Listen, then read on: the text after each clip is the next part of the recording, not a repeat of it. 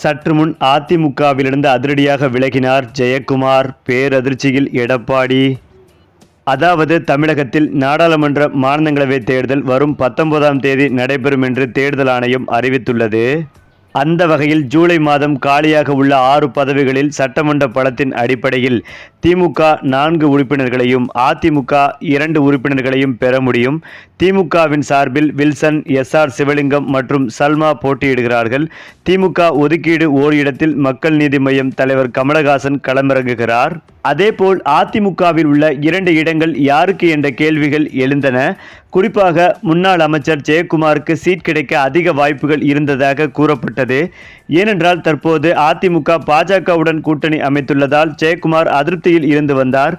குறிப்பாக 2021 தேர்தலில் தோல்வியடைந்ததற்கு பாஜக தான் காரணம் என்று வெளிப்படையாகவே குற்றம் சாட்டியிருந்தார் ஜெயக்குமார். மேலும் அதிமுகவின் முக்கிய தலைவர்கள் பலரும் பதவியில் இருக்க தனக்கு மட்டும் பதவி இல்லை என்ற வருத்தத்திலும் இருந்தார்.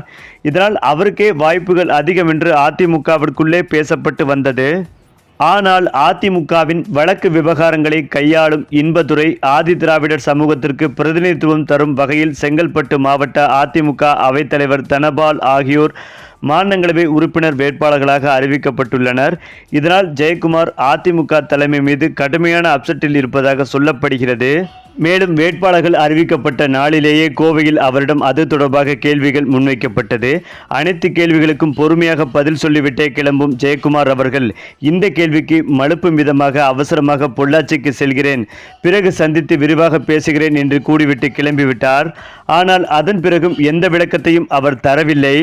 குறிப்பாக வடசென்னை கொடுங்கையூர் குப்பை கிடங்கு குப்பையிலிருந்து மின்சாரம் தயாரிக்கும் ஆலை திட்டத்திற்கு எதிராக அதிமுக ஜூன் 2ஆம் தேதி போராட்டம் நடத்தி வரும் நிலையில் அதிலும் கலந்து கொள்ளாமல் தவிர்த்து விட்டதாக கூறப்படுகிறது. இந்த போராட்டத்தில் முன்னாள் அமைச்சர் ப. வளர்மதி கலந்து கொண்டார். எடப்பாடி பழனிசாமி ஜெயக்குமாரை கலந்து கொள்ள அறிவுறுத்தியும் அவர் கலந்து கொள்ளவில்லை என்றும் அதிமுகவிற்குள் பேசப்படுகிறது. அதே சமயம் ஜெயக்குமார் சட்டமன்ற தேர்தலில் மீண்டும் ராயபுரம் தொகுதியில் நிறுத்த எடப்பாடி பழனிசாமி முடிவு செய்துள்ளார். சட்டமன்ற தேர்தலுக்கு 1 வருடமே இருக்கிறது. இப்போது மாநிலங்களவை சீட் கொடுத்தால் ராயபுரம் தொகுதியில் நின்று அவர் வெற்றி பெற்றுவிட்டால் மாநிலங்களவை பதவியை ஒரே வருடத்தில் ராஜினாமா செய்ய வேண்டியிருக்கும். அத்துடன் அவர் மாநில அரசியலில் இருக்க வேண்டும் என்றே இபிஎஸ் விரும்புகிறாராம். இந்த காரணங்களுக்காகவே ஜெயக்குமாருக்கு சீட் வழங்காமல் எடப்பாடி பழனிசாமி தவிர்த்து விட்டார் என்கிறார்கள் அதிமுக வட்டாரங்களில்.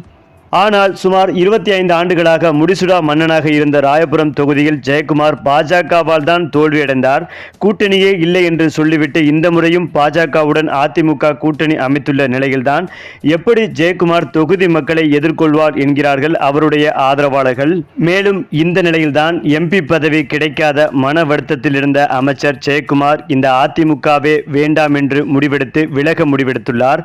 விரைவில் எடப்பாடி பழனிசாமி அவர்களை நேரில் சந்தித்து ராஜினாமா கடிதத்தை ஒப்படைக்க உள்ளதாகவும் தற்போது தகவல்கள் சொல்லப்பட்டு வருகிறது.